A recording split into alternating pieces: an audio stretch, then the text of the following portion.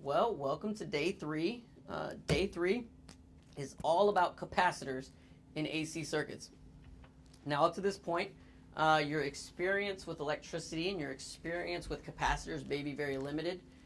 You may think of capacitors as maybe that thing in your system back when you were like too young and had that Fast and Furious Honda and you had to have that capacitor in there. So when your subwoofer hit, somehow it kept all your lights from dimming, right? Well, that's the same science, but we're going to be talking about it in a different perspective. All right. So up to this point, we talked about AC power, DC power, and we talked about resistance. And when I showed you on that oscilloscope, the relationship between current and voltage in a resistive circuit with a resistor, they were perfectly in phase. Well, now I'm going to tell you one of the two forms of reactance that occurs in circuits that actually either pulls or pushes the current and voltage waveforms away from one another and creates this phase angle. All right, and so capacitors is the first form of reactance that we're going to talk about. All right, so I drew it earlier in another video, but here's a symbol for the capacitor. One of the primary things we're going to be using in the Unit 3 labs is going to be this capacitive load bank, but you're also going to be using the resistive load bank with that as well, very similarly to some of the labs that I had already set up. All right, so some cool science. I told you that the ohm, which was the measurement of opposition to current flow or resistance, was named that way because of some famous German scientists. All right, well, similarly, instead of ohms as the unit for resistance, capacitance uses a different unit called farads. I believe there was a famous person once upon a time ago whose name was Farad, and so this is named after that. Okay, well, a farad is a really, really large unit. Very, very large unit of measure, okay? So typically, the units that we're going to be dealing with are microfarads. And you may have heard that before. Maybe if you've been around the mechanical world or dealt with any motors where you needed a capacitive start motor for an induction motor, then that may sound familiar. But remember, micro, or mu, this little symbol right here, equals micro, which equals some number times 10 to the negative 6. Okay, so you can see a microfarad, very, very small number, okay? All right, so capacitance, you'll see in these formulas, is typically represented by the letter C, all right, and measured in farads or microfarads. Again, you're going to have to pay very close attention to the actual prefix in the units that you're measuring and also the devices you're using to measure those, okay, to make sure that they're not reading in micro or sometimes even possibly nano. If we were to set our multimeter, our Fluke 87 over there, to read farads, and we put it across a microfarad capacitor, it may inadvertently give you results in nanofarads, which is times 10 to the negative 9th, which means you just got to kind of be up and paying attention to what the actual prefix is and what that scalar is. All right, so let's talk about a capacitor. Well, what is a capacitor? Well, essentially, a capacitor is two plates of metal with some type of dielectric in between. Okay, so what happens is, if we were to hook up, let's say, a DC battery to this right here, all right? Well, when we hook up to these two metals separated by this dielectric, what happens is the charges, all right, the electrons begin to flow from one to the other, all right? And what we're left with is a charge, this side of it positively charged, this side of it negatively charged, just because the flow of electrons through that dielectric until we reached a maximum charge of the capacitor. So essentially, it's stored energy within here, all right, just waiting to discharge. Now, that stored energy is going to rise to a magnitude of whatever that source voltage is, okay? And then it's just going to sit there, all right? Well, in an alternating current circuit, if this was AC, well, if we know that this is constantly rising and falling and rising and falling and changing polarity, then that means that capacitor is going to be constantly charging and discharging and charging and discharging and charging and discharging, all right? And so if we were to look at this sine wave here, and this is our voltage, All right. So as it's reached its maximum charge, all right, its maximum voltage here, all right, current should be 0, because what's happening is as that capacitor is charging, there's a high level of current charging, and it's acting as a load on the circuit. But once it's at its maximum charge, it's no longer taking in. That means current is actually at a 0. Okay? So notice that this is happening at the 90-degree mark. All right? 90-degree mark.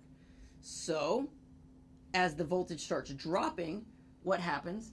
Well, the capacitor starts releasing this stored energy back out into the system. So now it starts releasing some energy.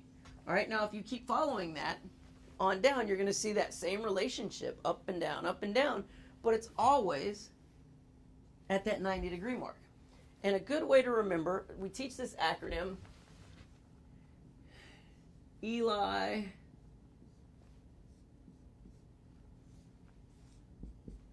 ICE. Okay? Eli ICE. So Eli ICE means voltage. The L is inductance or inductive circuits, and that's current. I is current. C is capacitance. And E is voltage. Okay, so what this means is that in an inductive circuit, the voltage always leads the current. Okay, the voltage is going to hit its peak before the current. And based on that, I actually told you this wrong. This is the voltage wave. This is the current waveform, and this is the voltage waveform. All right. So, in a capacitive circuit, the current leads the voltage, which is the example here. All right. So I drew this scale a little bit off too, because your voltage is more than likely going to be higher than your current. So we'll draw that. Same principle applies though to the peaking. With the max current and whatnot. So, all right. So, in a purely capacitive circuit, because of the nature of current and voltage, like I showed you, on charging and discharging, and when voltage is at a peak and current is at a minimum, all right, these are always, in a purely capacitive circuit, the current is going to lead the voltage by 90 degrees. It's always. That's a thing. That's science. All right?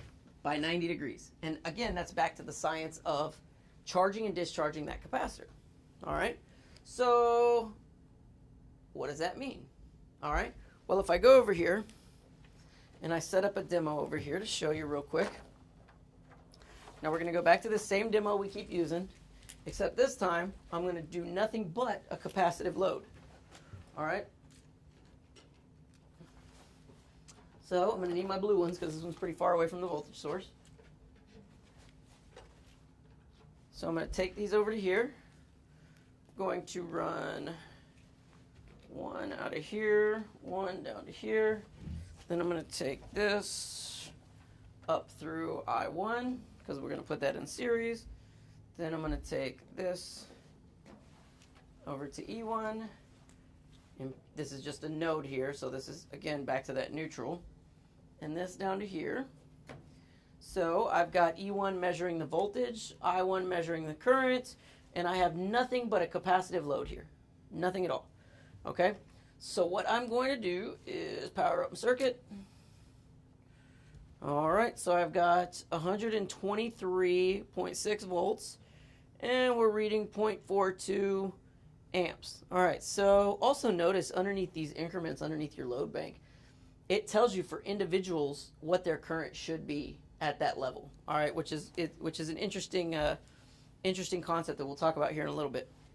All right, so this is nothing fancy, right? It's reading the exact same measurements that we were reading when we were over here on this resistive load bank with just a 300 ohm resistor, right? It's kind of the same thing, yeah?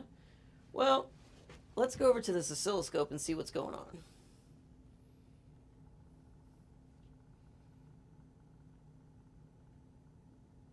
All right, so notice the shorter, choppy waveform, the current, is hitting its peak before the voltage, okay? The current is leading the voltage.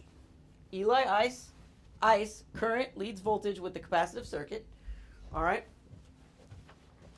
So what's happening is, as that voltage is getting to its peak, all right, the current is trending down to its min, and then it starts that cycle all over again, and it's all over that same relationship, that 90-degree relationship, okay?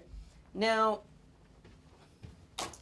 another thing to note, you're going to probably hear me talk about this a lot, is that both inductance and capacitance are orthogonal to resistance.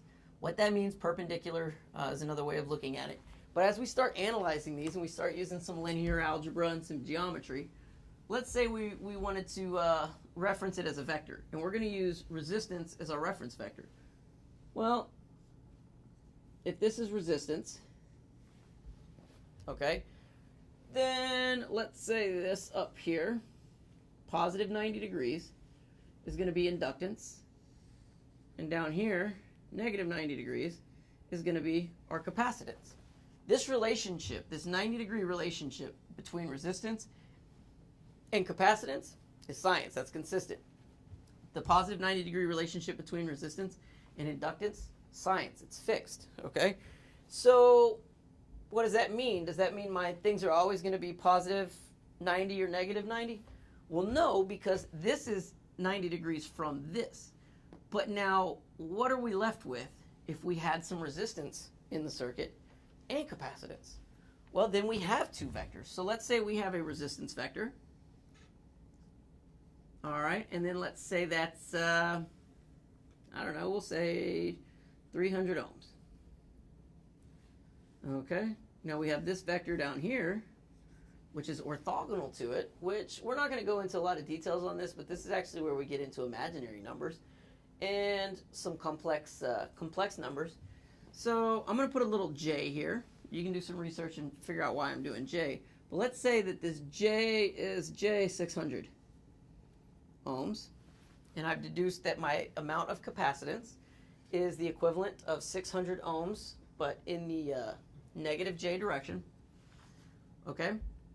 My actual resultant, which is what we call impedance, and impedance is the combination of all inductance, resistance, and capacitance within a circuit. It's kind of the resultant effect of all of this, is really now some vector here, which now, if you remember back to geometry, you can say, okay, well, I can think back to this thing called Pythagorean's theorem, right? And we use it for all kinds of sorts of things. Well, I can figure out whatever this resultant impedance here, which is represented by Z, by attacking this like just a regular triangle. So if I was to do that, that means Z is going to, well, if a squared plus b squared equals c squared, then that means c equals the square root of a squared plus b squared, which means z equals 300 squared plus negative 600 squared, which it's going to come up to a positive number because a negative number times a negative number is a positive number. And we're going to be left with this value here, which is our impedance, okay? So a good way to demonstrate that is I'm going to add a resistor to this circuit. And I did this during the original lab demonstration, but I'll do it one more time now that you kind of have some ideas of some of these fundamentals.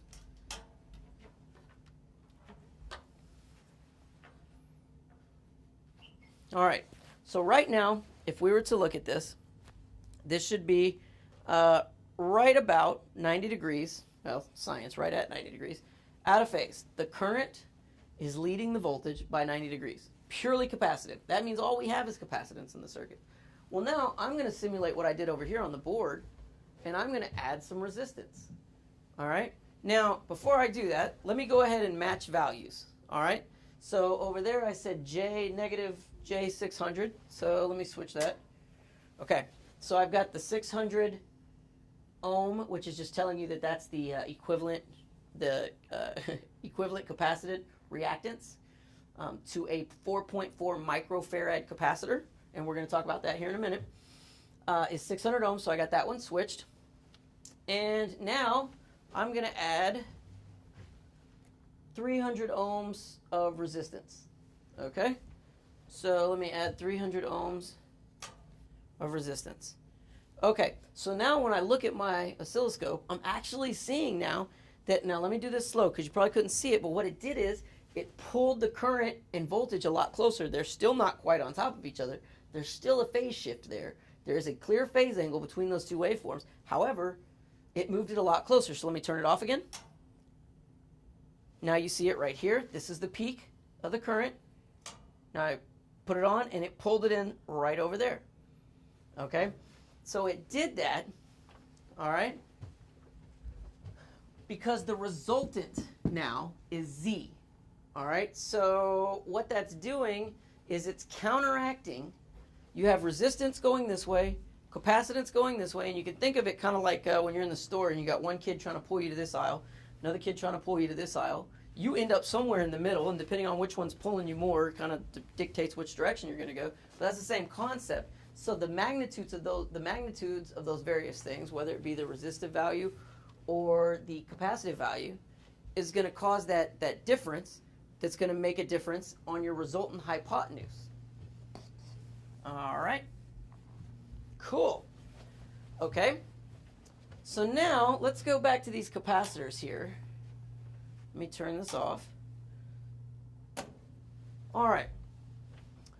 Lab, I believe it is 3-2, is going to walk you through what we call equivalent capacitance. So now think back to equivalent resistance, all right, and pretend it's opposites day. All right, so we said with equivalent resistance in a series circuit, Req in a series circuit equals R1 plus R2 plus R3 plus R to the n, and equivalent resistance in a parallel circuit is 1 over Req equals 1 over R1 plus 1 over R2 plus plus 1 to the R to the nth. Well, equivalent capacitance is the opposite of that. So I say that because now in a series circuit, CEQ, oh, not a G, is actually 1 over CEQ equals 1 over C1 plus 1 over C2 plus 1 over C3 plus 1 over C to the n. Well, that's how you do it in a parallel circuit if it was a resistor. But capacitors are opposite, all right? And so in order to calculate the equivalent capacitance, you use this formula. Now, in a parallel circuit, you can probably guess, but it's CEQ equals C1 plus C2 plus C3 plus C to the nth. Okay, so why does this matter? Well, before we start down the road of, I showed you over there and I said that certain amounts of capacitance can have an equivalent effect as resistance. And you saw over here, I wrote this as negative J 600 ohms. But I told you that capacitance was measured in farads, right? Not ohms. Okay, so we got to do a couple things. First, we got to figure out what is the total amount of capacitance in our circuit. That's step one. Now, in order to do that, we got to get equivalent capacitance. So now this should be a simple concept because now we're just going back to where we were before. Let's say we've got an AC power source. We got one capacitor, two capacitor. We'll just do two capacitors. All right, they're in series. All right, now let's say that this one is, I don't know, 4.4 microfarads, and this one is 4.4 microfarads. Well, because this is a series circuit, that means CEQ equals 1 over 4.4 microfarads plus 1 over 4.4 microfarads. All right, so we can do that math. And again, remember that 4.4 is times 10 to the negative 6. All right, so if we do, let's go 0.0000044 inverse plus 0.0000044 inverse equals inverse, and we are left with 2.2 microfarads. So CEQ equals 2.2 microfarads, or 0.0000022 farads. So this is one of those instances, especially with micro. It's really easy with milli or kilo to just go 3 over or go 3 back. But when you start talking about 6, you got to pay attention. All right, so some of you know how to use your calculator, and you could use the times 10 to the whatever function, and that may help you. But just pay attention to the units here so you don't mess up your final number. All right, so our equivalent capacitance is this. Now, same thing in that parallel. Let's do these same values in a parallel circuit. We've got our AC power source.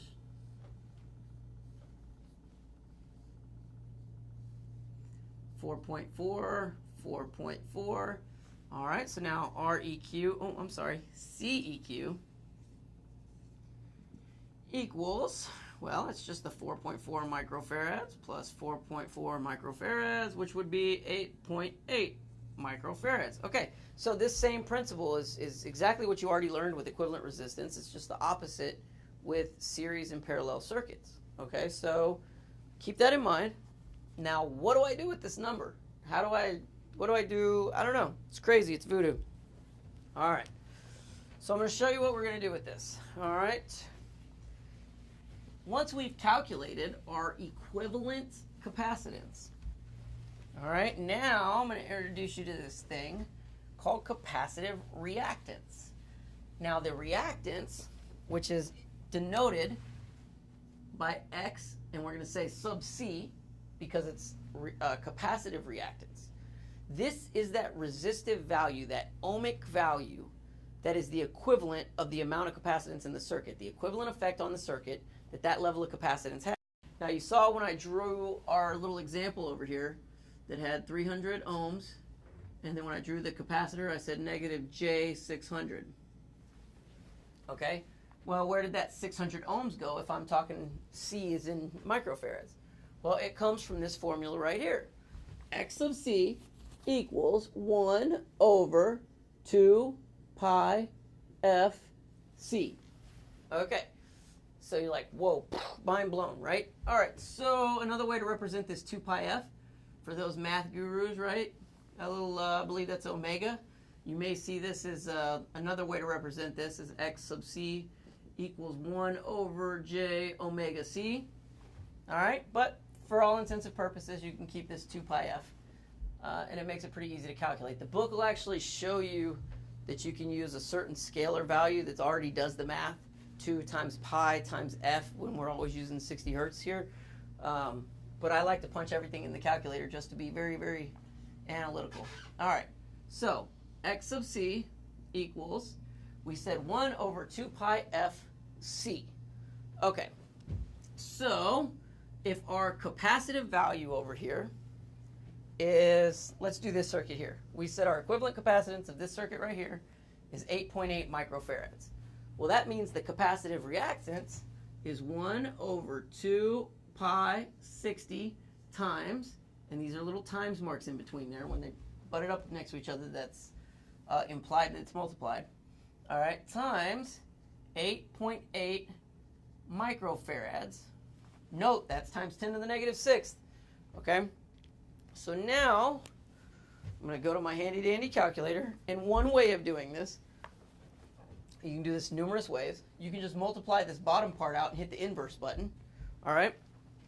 Or you can say 1 divided by and then use the parentheses to capture everything. It really doesn't matter, but I'm going to do the math here. So 1 divided by, I'm going to hit the parentheses button. I'm going to say 2 times pi times 60 times, now we are at, what did I say, 8.8, so I'm going to go 0.0000088. I'm going to close the parentheses and hit equals one more time, and my answer is 301.4, so let's just say 301. So it is approximately 301 ohms. However, those ohms, remember we said it's 90 degrees out of phase from resistance. So what this would look like is, if this was resistance, then this is capacitance in the negative direction. So that would actually be negative J 301 ohms. All right. So in my little example up here, I have 600. So now let's work this backwards and say, okay, well, if I'm trying to get 600, ohms as a value for capacitive reactance, how much capacitance do I need? Because then that's going to tell me how many capacitors I need to add to my circuit to get an equivalent capacitance in order to do that. All right, so if this is our formula, X sub C equals 1 over 2 pi FC, and I'm trying to solve for C, well, then I just multiply both sides by C and divide both sides by X sub C, and I get C equals 1 over 2 pi F X sub C. All right, and all I did was some algebra there. I just divided both sides by X sub C, which canceled that. Divided both sides by X sub C, and then I multiplied both sides by C, canceled that. So what am I left with? C equals 1 over 2 pi F X sub C. All right, so now I'm going to do that same thing. Well, if I'm looking for this value of 600, all right, times 2 pi F over 1, right, or under 1, is going to give me a capacitance value. So now, let me go back to my calculator, and I'm going to say 1 divided by, in parentheses, 2 times pi times 60 times, what are we looking for? 600, close parentheses, equals, all right, so I've got all these decimals here, so I got to look, 1, 2, 3, 4, 5, 4.4. Well, how is that the case? Oh, yeah, that's right. Well, that means there's a relationship there because half of this is going to make that go up. Sounds kind of familiar. So my answer was 4.4 microfarads. Okay, so 4.4 microfarads is going to give us the capacitive reactance of 600 ohms. All right, so we just did some sciencey math over there. Can I get you to zoom in over here? And let's look over here. Can you see that good? Can you see the clarity there? All right, so let's look at, you see these are labeled with those same resistance values as the resistive load bank, and we've got 300, 600, and 1200. Well, now look up above them at the very top, and you can see the actual capacitance value of that. So we've got 8.8, which we just did the math over there on the board and came out to about 301. Coincidentally, that says 300 underneath it. Then we've got 4.4 microfarads, again, 600. And I bet if we did the math out one more time with 2.2, we're going to end up with 1200, okay? Now, again, remember, those resistance values are not just added to your resistance, your R value. And they're not just subtracted, because you see I have that negative sign right there. These are actually what's called imaginary numbers or complex numbers. And again, it's orthogonal to resistance, so it's a perpendicular value, which means in the end of the day, the actual impedance, the Z value, instead of R, we're going to say Z, the overall resultant value opposition to current flow, Z stands for the total opposition to current flow, when taking into account resistance, capacitance, and inductance, all right, is going to be a resultant of those two vectors, which again is a hypotenuse in a triangle, which they're perfectly 90 degrees out, which means a 90-degree triangle, which means we can use Pythagorean's theorem, and we can get that resultant vector, okay? All right, so why is that resultant vector important? Well, because that's how we're going to be able to determine what our actual current should be in the circuit. All right, so let's do, we'll do one more example. Let me erase this over here.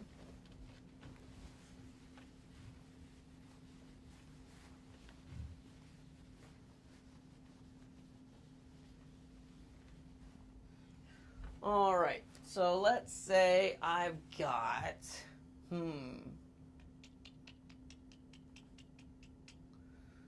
we've got AC power source. Then we've got one capacitor here. Got another capacitor here. Actually, I want them to be in parallel. Bring this here.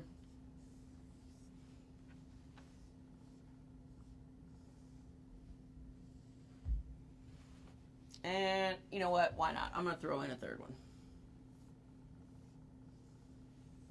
All right, so now this one, let's say that this one is 4.4 microfarads. This one is 2.2 microfarads. And this one is 2.2 microfarads. All right, well, I want to know what is the resistive, the capacitive reactance of this circuit. What is that resistive nature of this circuit that's equivalent in ohms? So what I'm going to do is first I'm going to solve for CEQ.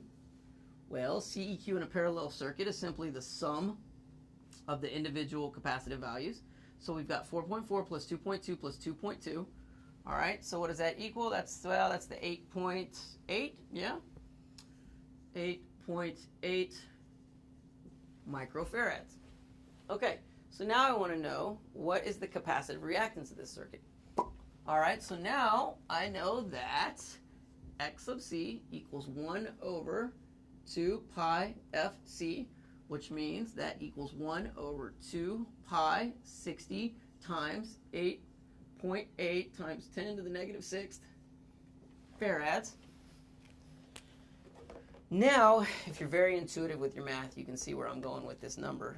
But if not, you can calculate it out. 1 divided by, close parentheses, 2 times pi times 60 times 0.0000088, close parentheses, equals 301.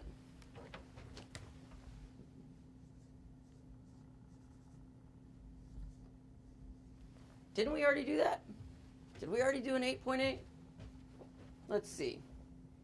Oh, yeah, we did. Look at that. No, that was a 2.2. Oh, yeah, we did over here. Yep, sure enough. 8.8. All right, so let's do, we'll do another one. All right, so let's do a series circuit here.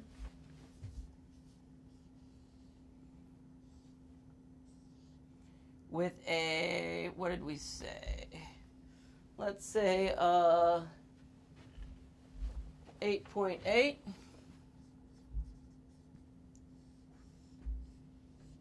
and a 4.4. All right, well, in a series circuit, now we need to solve for the equivalent capacitance. So that's going to be 1 over CEQ equals 1 over 8.8 MF plus 1 over 4.4 MF. All right. So I'm going to go to my calculator and say 0.0000088 inverse plus 0.0000044 inverse equals inverse. And I'm left with 2.9 microfarads. So CEQ equals 2.9 microfarads. Now I want to know what's the X sub C of that. So X sub C equals 1 over 2 pi 60 times, what is that, 2.9 microfarads. All right. 1 divided by, close parentheses, 2 times pi times 60 times 0.0000029, close parentheses, equals, 914.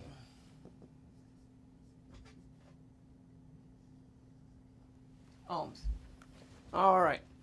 So again, just want to reiterate that you don't take that ohm value, and now let's say you had a, what we're going to call an RC circuit, okay? An RC circuit means it has resistive and capacitive elements in it, okay? Well, you're not going to take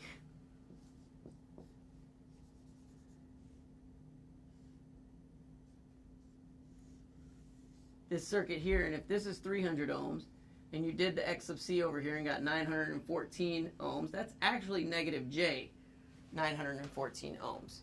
So in this circuit right here, the actual Z, the impedance is not going to be 300 plus negative 914. It's actually, like I told you with the vectors, you're going to have an R vector here, a C vector here, and that resultant vector becomes your actual impedance, which then that is going to lead to what your current is in the circuit. But we're going to go down that rabbit hole in 2 days on day 5. All right. So again, we talked about capacitance. We talked about calculating equivalent capacitance, which is kind of the opposite of what you do with resistive circuits. Then we talked about capacitive reactance.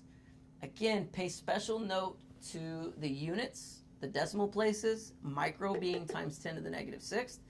And this lab, all 3 of these labs should be relatively easy for you. All right, the concept of capacitance is a little abstract, but the mathematics behind it is going to be very familiar because you already did it on day 1 and 2. So it should come kind of second nature.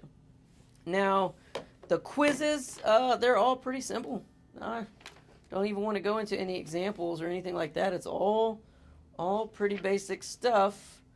And remember, Eli ice. Tomorrow we're going to be talking about inductance, all right, which is this part. I erased it. The Eli ice. The voltage leading the current in an inductive circuit. And remember, in a capacitive circuit, the current is going to lead the voltage.